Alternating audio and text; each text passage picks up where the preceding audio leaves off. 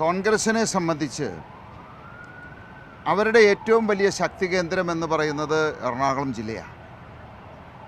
എറണാകുളം ജില്ല അവർക്ക് നഷ്ടപ്പെട്ട് കഴിഞ്ഞാൽ കേരളം നഷ്ടപ്പെട്ടു എന്നുള്ളതാണത്.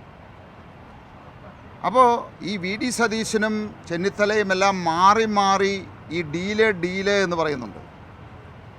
അവർക്ക് ഇപ്പോൾ ഈ തവണ NDA ഇത്രമാത്രം ശക്തി പ്രാപിച്ച് എറണാകുളം ജില്ല കീഴടക്കുമെന്ന് ബോധ്യം വന്നു കഴിഞ്ഞപ്പോൾ അവർ ആ ഭയം കൊണ്ട് ആണ് ഇങ്ങനെ ഓരോ സംഭവങ്ങൾ പറഞ്ഞുകൊണ്ടിരിക്കുന്നത്.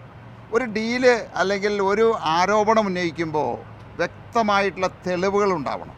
അത് പ്രത്യേകിച്ച് പ്രതിപക്ഷ നേതാവിനെ പോലെയുള്ള ആളുകൾ. ഇപ്പോൾ എനിക്കും എന്ത് വേണമെങ്കിലും പറയാം, പക്ഷേ അത് തെളിവുകളുടെ സാന്നിധ്യത്തിലായിരിക്കണം. NDAയുടെ അല്ലെങ്കിൽ ഘടകകക്ഷികളുടെ BJPയുടെ 2020യുടെ BDJSൻ്റെ അല്ലെങ്കിൽ ഏതെങ്കിലും ഘടകകക്ഷികളുടെ നേതാക്കന്മാർ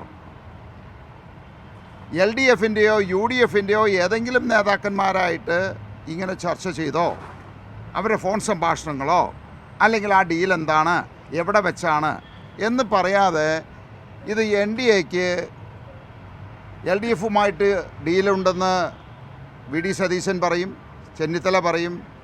പിണറായി വിജയൻ എന്താ പറഞ്ഞത്? NDAക്ക് UDFുമായിട്ട് ഡീലുണ്ടെന്ന്. അപ്പോൾ ഇവർ പരസ്പരം തീരുമാനിക്കട്ടെ ആരാണെന്നുള്ളത്. നമുക്കറിയാം ഈ LDF UDF ഈ ആരോപണം ഉന്നയിക്കുന്നവർ ഈ അതിർത്തി കടന്നു കഴിഞ്ഞാൽ, കേരളത്തിൻ്റെ അതിർത്തി കടന്നു കഴിഞ്ഞാൽ ഒരു സഖ്യത്തിൻ്റെ ആളുകളാണ്. അപ്പോൾ ആർക്കാ ഡീലുണ്ടാക്കാൻ പറ്റുക?